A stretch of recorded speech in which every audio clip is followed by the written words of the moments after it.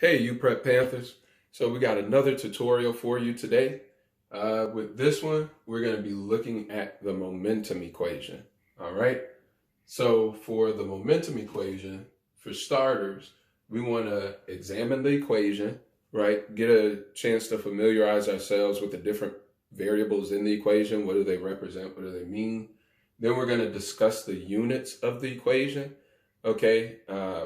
So we know what units we're supposed to be working with, what our final answer should look like. And then we're going to algebraically solve for each variable in the equation. And then we're going to get a chance to do a practice problem. All right. So jumping right into it, the momentum equation is P equals mv. All right. This is a lowercase p, not to be confused with the uppercase P used for power. All right. But we use P for momentum in physics. It just has to do with different languages being used and how it was come to be represented, how it came to be represented in the past. And we just keep that same convention even now. Okay. So we use P for momentum. Yeah, we'll go ahead and write that. Momentum. M is mass, as usual, and then V is velocity. All right. Now, unlike the kinetic energy equation, momentum is a vector quantity. All right. So this is truly velocity. It's going to be important which direction the object is moving as well.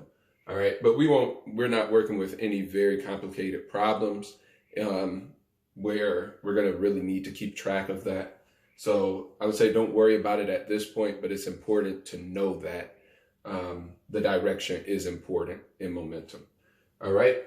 So when we're looking at each of these, each one of these variables has a different unit. So velocity we know is meters per second.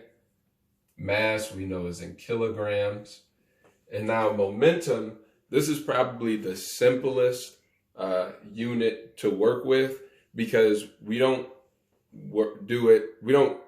treat it like we do joules, where all of these units on this side of the equation create a new unit on the other side of the equation. With this, we simply write momentum's units as kilograms times meters per second. All right. It doesn't simplify to anything else. You just rewrite it exactly like that. So as you can imagine, it's going to be easy to cancel things out as we do practice problems with momentum. All right. So now let's look at how we algebraically solve for each of these variables. Okay. If I wanted to solve for momentum, that means I need to get P on one side of the equation by itself in the numerator. All right.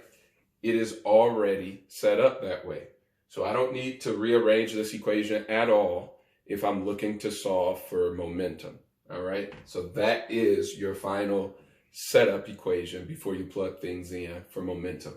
All right. Now let's say I want to solve for mass. All right. Mass is already in the numerator, but it's currently on the same side as velocity. So we need to get everything else away from mass. Do not move mass. Get everything else off of that side. Okay. So currently multiplication is happening between mass and velocity. So we need to do the opposite of that operation. So the opposite of multiplication is division. And I already said you don't want to move mass at all. You want to move everything else. So we're going to divide by velocity because that's going to move velocity away from our mass. Okay, so once we do that, then we are left with momentum divided by velocity equals mass. All right, so let's look at our units on this. So momentum is kilograms times meters per second. Velocity is in meters per second.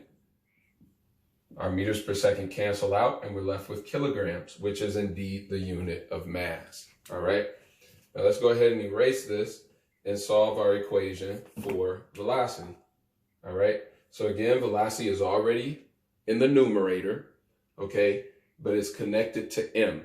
So we want to remove mass from this side of the equation, okay? Currently, multiplication is happening between these two, so we do the opposite operation.